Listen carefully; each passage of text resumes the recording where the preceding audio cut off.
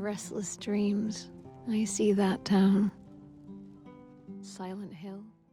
Silent Hill 2 is honestly a game I never thought we would get a remake for, because the original was so special thanks to how the devs approached it fundamentally. It was such a unique game for its time, and even still to this day. So the fact the idea of a remake was thrown out there for Bloober Team to do was insane to me. Not because I didn't think Bloober Team couldn't do it, while some will argue their track record isn't the best. I personally look at the games they have made and always thought to myself, if they could put everything together that they done right with each of those games, they could make something special. But that's completely different than tackling remaking one of the most iconic horror games out there, a game I strongly consider one of the hardest games to even try to remake, which is why I said it's not that I didn't think Bloober Team couldn't remake Silent Hill 2, I just didn't think anyone could remake it, and while I never try to judge a game till I have actually played it myself, I was feeling very skeptical about this remake after the reveal trailer, but luckily, after diving into the Silent Hill 2 remake and spending roughly 18 hours playing it,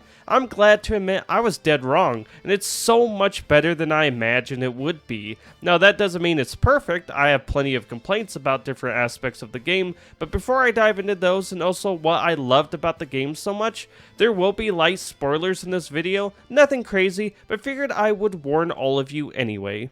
So the first thing I want to really dive into is the combat. It's probably one of the few aspects of the original Silent Hill 2 I didn't love, and was curious to see how they approached it in the remake. Well, just like everything else Bloober Team did in the remake, they approached it with simplicity. This isn't some overcomplicated system where you have various upgrades to hunt down to make your gun stronger. No, what you see is what you get. You basically just have a handgun, a shotgun, and a rifle, along with some melee weapons and a dodge move, which in general, I really liked this approach. It allowed for them to capture that old janky feel of the original Silent Hill 2 combat, but made it feel modern enough that it wasn't, I don't know how to put this, I don't want to say a hindrance, because I didn't dislike the classic Silent Hill 2 gameplay, but the remake made it more enjoyable to engage in combat.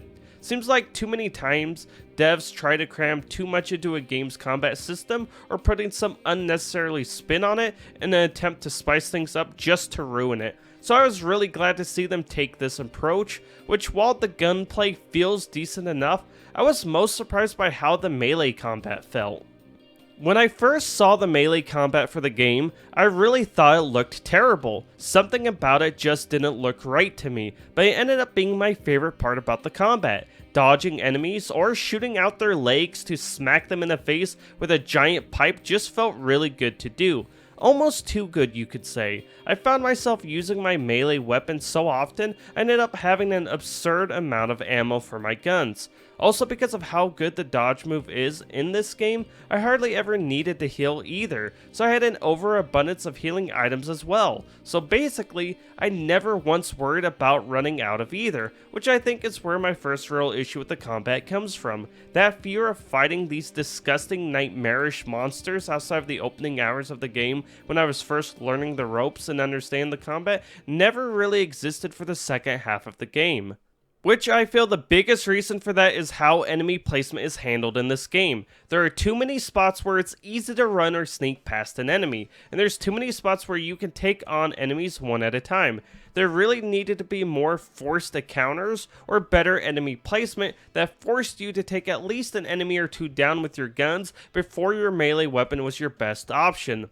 Like nurses with the knives. These are easily the most dangerous enemies in the game with how aggressive they are, and probably have the hardest attacks to dodge in the game, which makes them very dangerous to engage with in melee combat. Definitely when they are around other enemies, but because you don't really have to manage your ammo for your harder hitting weapons, they are basically no threats thanks to how fast a simple shotgun blast to the chest or a rifle shot to the head takes them down. Which after the fact, you could proceed to just use your melee weapon for the leftover enemies then. Though I do want to say there were a few encounters that did throw a ton of enemies at you that were perfect situations to eat through your resources and give you a good scare. But unfortunately, they leave you so many paths to travel that these moments oftentimes just don't have the impact they should, which I understand. most people, even me included, aren't running to play a Silent Hill game because it has some deep must-play combat. No, I'm here for the story, characters, and world. But that doesn't mean the combat can't be great in a game like Silent Hill, and while I do like the simplicity approach they took, and combat overall is improved, definitely when it comes to the bosses, they could have done a little more, like toning down the melee damage or expanding the enemy variety in some way. While they look incredibly visually, the enemy variety really does get pretty repetitive by the end of the game, since you're basically only fighting 4 different enemies throughout the entire game. Which if the game was shorter, that would be fine, but for a first playthrough, which can easily take someone around 12 to 15 hours to complete, that's a long time to be fighting the same enemies over and over again.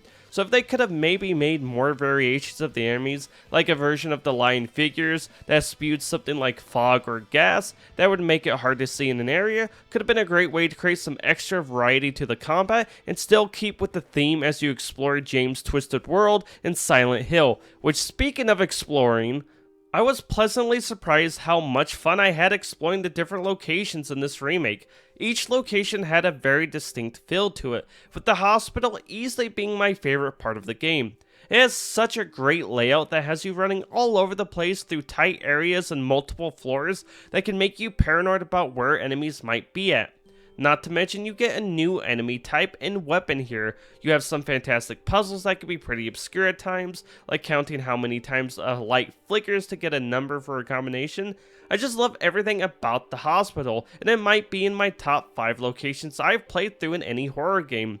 But on the flip side, I was not a fan of the prison. Just something about it I didn't like. It's probably how the spider mannequin enemies are handled in the game. They are introduced in this area, and they are the most annoying, non-threatening enemies I've ever faced. I hate these things. They just aren't fun to fight. Like, you created this incredible world to look at, but now you're forcing me to constantly look up instead of around, like with normal mannequins. It just doesn't really add to the experience to me.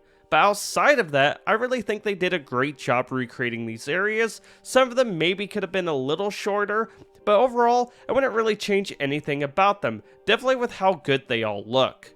From the broken rust look of James' Otherworld to somehow almost capturing that classic fog feeling from the original, I think Bloober Team knocked the visual side of the game out of the park. This was something I really thought would be almost impossible to do, but they did it. I even love how incredible the new map visually is. It blends into the world perfectly and might be one of the most useful maps I've ever used in a video game. Though if I did have a few criticisms when it comes to visuals in the game compared to the original, I think while boss fights are better gameplay wise, I don't think they are visually as good. The camera angles and the grittiness of the boss areas really made those moments stand out in the original, which I don't think the remake quite captures, and that also applies to other areas of the game as well, but that's enough about visuals and gameplay. What about the story? This place, it's not safe. These things, this whole town. There's something wrong with it. Well, I don't really want to say much here since I'm not looking to spoil the game for anyone, but I will say this. Overall, the story and characters were handled really well. While people will have their preferences, and even I'll say I think some parts were handled well, while others not so much, I really believe the actors did a great job. Definitely James Sunderland's. His acting and the way James' emotions come across in the game are so damn good, and I'm glad. Because Silent Hill 2 Remake carried over some of the more unique mechanics that made repeated playthroughs fun in the original, like how staying at high health can get you a different ending compared to if you stayed at low health while playing through the game. But with that said, do I recommend the Silent Hill 2 Remake? Absolutely. Bloober Team really did do the original justice thanks to their simplicity approach they took to this remake. From the music, story, art direction, and gameplay, they didn't try to throw their stamp all over the game and muddy the waters. I mean, even the animations of the characters have a certain jank to them that just fits perfectly into the game. They really did try to stay faithful to the original as much as possible, which in doing so, I truly believe they created a great starting point for new people to jump into the series, which I really hope this leads to Silent Hill 1 and 3 either getting remade or becoming playable on modern consoles or even Steam. because this is such an incredible series and it feels like it's been trapped in the fog for way too long.